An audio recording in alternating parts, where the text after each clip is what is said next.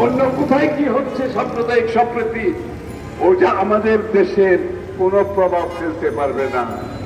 আমরা মুসলমান, হিন্দু, বৌদ্ধ, খ্রিস্টান, সব ধর্মের মানুষ, সব সংস্কৃতির মানুষ, সব এলাকার মানুষ, সব পেশার মানুষ আজকে সবাই মিলে আগামীর বাংলাদেশকে গড়তে হবে। গত 17 বছর ধরে যারা নির্যাতনের শিকার হয়েছে, নিষ্পেষিত হয়েছে, জীবন দিয়েছে, তাদের আত্মাকে যদি শান্তি দিতে হয়, আজকে বাংলাদেশকে স্বাধীন সার্বভৌম রাষ্ট্র হিসেবে গড়ে তুলে সকল মানুষের সমান অধিকার দিতে হবে। রাজনীতিতে, অর্থনীতিতে, সমাজে, সংস্কৃতিতে সকলের অধিকার বহাল রাখতে হবে।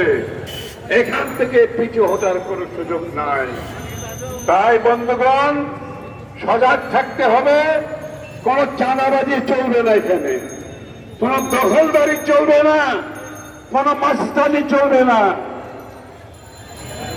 সজাগ থাকতে হবে এই অপশক্তি যাতে আর রাস্তায় আসতে না পারে।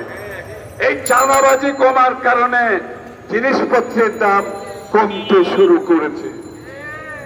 সুতরাং আমাদের সকলের স্বার্থে, দেশের স্বার্থে, বাংলাদেশের ভবিষ্যতের স্বার্থে এইসব যারা চাঁদাবাজ, যারা মাস্তান, যারা রাজনীতির নামে মাস্তানি করে বেড়ায়, অস্ত্রবাজি করে বেড়ায়, তাদেরকে চিহ্নিত করতে হবে।